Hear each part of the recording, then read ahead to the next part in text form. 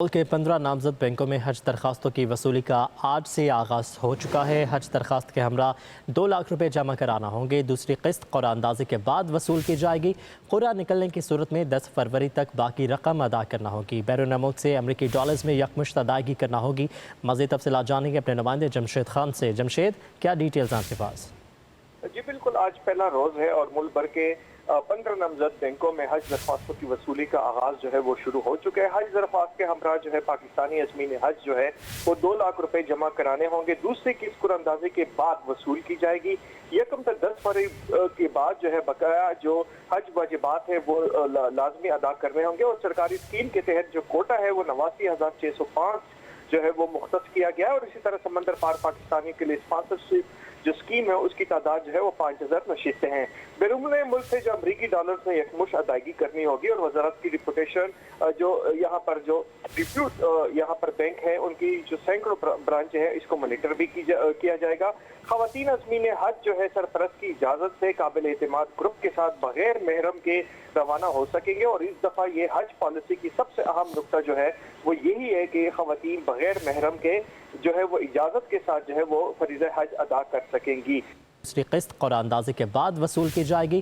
قرعہ نکلنے کی صورت میں 10 فروری تک باقی رقم ادا کرنا ہوگی۔ بیرون ملک سے امریکی ڈالرز میں یکمشت ادائیگی کرنا ہوگی۔ مزید تفصیلات جانیں گے اپنے نمائندے جمشید خان سے۔ جمشید، کیا ڈیٹیلز آپ کے پاس؟ جی بالکل، آج پہلا روز ہے اور ملک بھر کے 15 نامزد بینکوں میں حج درخواستوں کی وصولی کا آغاز جو ہے وہ شروع ہو چکا ہے۔ حج درخواست کے ہمراہ جو ہے پاکستانی عازمین حج جو ہے وہ 2 لاکھ روپے جمع کرانے ہوں گے۔ دوسری قسط قرعہ اندازی کے بعد وصول کی جائے گی۔ یکم تا 10 فروری کے بعد جو ہے بقایا جو حج واجبات ہیں وہ لازمی ادا کرنے ہوں گے، اور سرکاری اسکیم کے تحت جو کوٹا ہے وہ 89,605 جو ہے وہ مختص کیا گیا ہے، اور اسی طرح سمندر پار پاکستانی کے لیے اسپانسرشپ جو اسکیم ہے اس کی تعداد جو ہے وہ 5,000 نشستیں ہیں۔ بیرون ملک سے جو امریکی ڈالرز میں یکمشت ادائیگی کرنی ہوگی، اور وزارت کی ریپوٹیشن جو یہاں پر جو ڈپیوٹ یہاں پر بینک ہے ان کی جو سینکڑوں برانچ ہے اس کو مانیٹر بھی کیا جائے گا۔ خواتین عازمین حج جو ہے سرپرست کی اجازت سے قابل اعتماد گروپ کے ساتھ بغیر محرم کے روانہ ہو سکیں گے، اور اس دفعہ یہ حج پالیسی کی سب سے اہم نقطہ جو ہے وہ یہی ہے کہ خواتین بغیر محرم کے جو ہے وہ اجازت کے ساتھ جو ہے وہ فریضہ حج ادا کر سکیں گی۔ دوسری قسط قرعہ اندازی کے بعد وصول کی جائے گی۔ قرعہ نکلنے کی صورت میں 10 فروری تک باقی رقم ادا کرنا ہوگی۔ بیرون ملک سے امریکی ڈالرز میں یکمشت ادائیگی کرنا ہوگی۔ مزید تفصیلات جانیں گے اپنے نمائندے جمشید خان سے۔ جمشید، کیا ڈیٹیلز آپ کے پاس؟ جی بالکل، آج پہلا روز ہے اور ملک بھر کے 15 نامزد بینکوں میں حج درخواستوں کی وصولی کا آغاز جو ہے وہ شروع ہو چکا ہے۔ حج درخواست کے ہمراہ جو ہے پاکستانی عازمین حج جو ہے وہ 2 لاکھ روپے جمع کرانے ہوں گے۔ دوسری قسط قرعہ اندازی کے بعد وصول کی جائے گی۔